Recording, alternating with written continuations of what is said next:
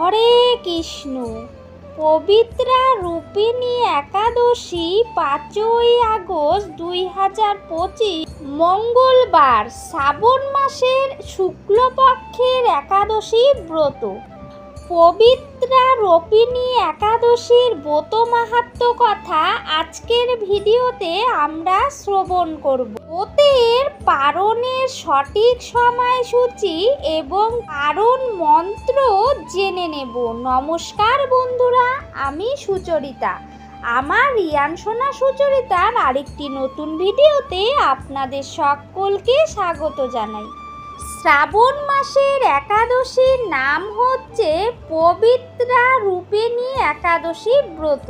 যারা পুত্র সন্তান লাভের জন্য ইচ্ছুক, যারা পুত্র সন্তান লাভ করতে চান, তাদের জন্য এই পবিত্রা রূপিণী একাদশী গুরুত্বপূর্ণ।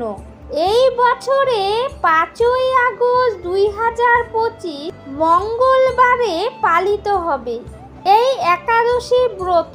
একাদশীর আগের দিন রাত 11টা সাড়ে 11টার মধ্যে রুটি প্রসাদ বা অন্ন প্রসাদ গ্রহণ করে দন্ত মাজন করে নেবেন।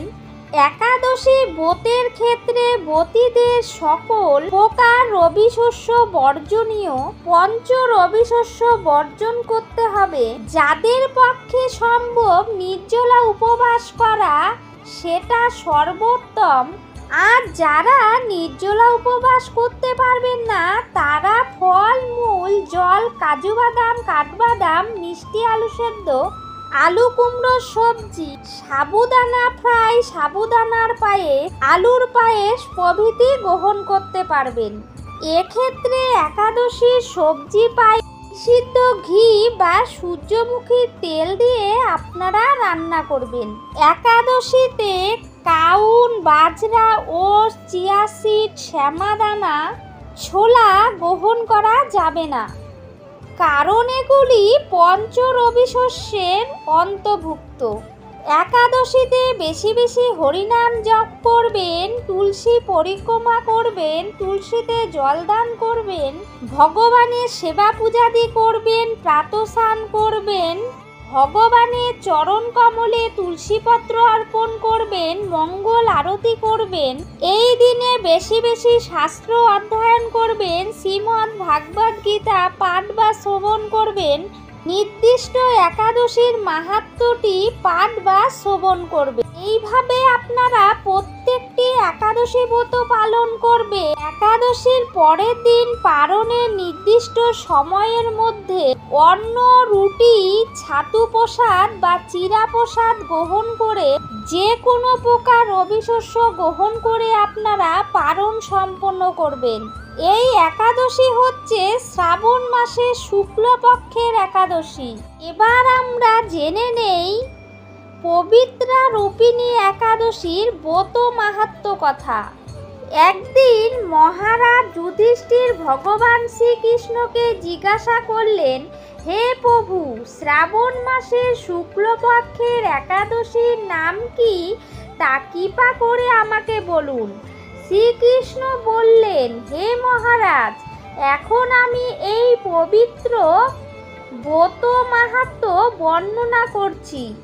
মনোযোগ দিয়ে তা শ্রবণ করুন। যা শোনা মাত্রই বাজপেয় যজ্ঞের ফল লাভ হয়।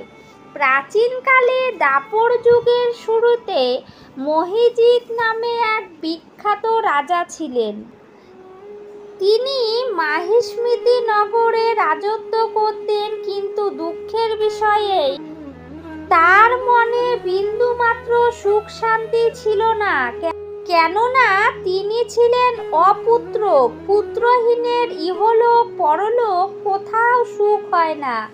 এইরূপ চিন্তা করতে করতে বহুদিন কেটে গেল, কিন্তু তবুও পুত্রমুখ দর্শনের রাজা বঞ্চিতই রইলেন। নিজেকে অত্যন্ত দুর্ভাগা মনে করে রাজা চিন্তাগ্রস্ত হলেন।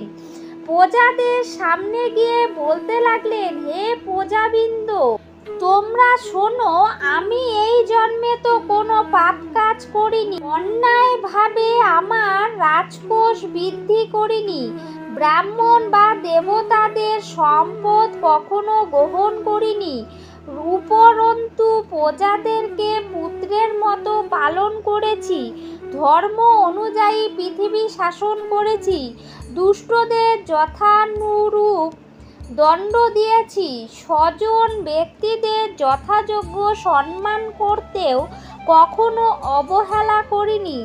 তাই হে ব্রাহ্মণগণ, এই প্রকার ধর্মপথ অবলম্বন করা সত্ত্বেও কেন আমার পুত্র হলো না, তা আপনারা কৃপা করে অনুসন্ধান করুন। রাজার এই প্রকার কাতর উক্তি শ্রবণে ব্যথিত রাজভক্ত পুরোহিত ব্রাহ্মণগণ রাজার মঙ্গলের জন্য গভীর বনে ত্রিকালজ্ঞ মুনি ঋষির কাছে যেতে মনস্থ করলেন। বনের মধ্যে ঋষিদের আশ্রম সকল দেখতে দেখতে তারা এক মুনির সন্ধান পেলেন। তিনি দীর্ঘায়ু, নীরব, নিরাহারে ঘোর তপস্যায় মগ্ন ছিলেন। সর্বশাস্ত্র বিশারদ, ধর্মতজ্ঞ ও ত্রিকালজ্ঞ সেই মহামুনি লোমশ নামে পরিচিত। ব্রহ্মার এক কল্প অতিবাহিত হলে মুনিবরের গায়ে একটি লোম পরিত্যক্ত হতো। এই কারণে এই মহাঋষির নাম লোমশ। তাকে দেখে সকলেই ধন্য হলেন। তারা পরস্পর বলতে লাগলেন যে আমাদের বহু জন্মের সৌভাগ্যের ফলে আজ আমরা এই মুনিবরের সাক্ষাৎ লাভ করলাম। তারপর ঋষিবর তাদের সম্বোধন করে বললেন, কি কারণে আপনারা এখানে এসেছেন? এখন কেনই বা আমার এত প্রশংসা করছেন তা স্পষ্ট করে বলুন। আপনাদের যাতে মঙ্গল হয় আমি নিশ্চয়ই তার চেষ্টা করব। ব্রাহ্মণেরা বললেন, হে ঋষিবর, আমরা যে উদ্দেশ্য নিয়ে এখানে এসেছি আপনি তা কৃপা করে শুনুন। এ পৃথিবীতে আপনার মতো শ্রেষ্ঠ ব্যক্তি আর কোথাও নেই। মহিজিৎ নামে এক রাজা নিঃসন্তান হওয়ায় অতি দুঃখে জীবনযাপন করছে। আমরা তার প্রজা। তিনি আমাদেরকে পুত্রের মতো লালন পালন করেন, কিন্তু তিনি পুত্রহীন বলে আমরাও মর্মাহত।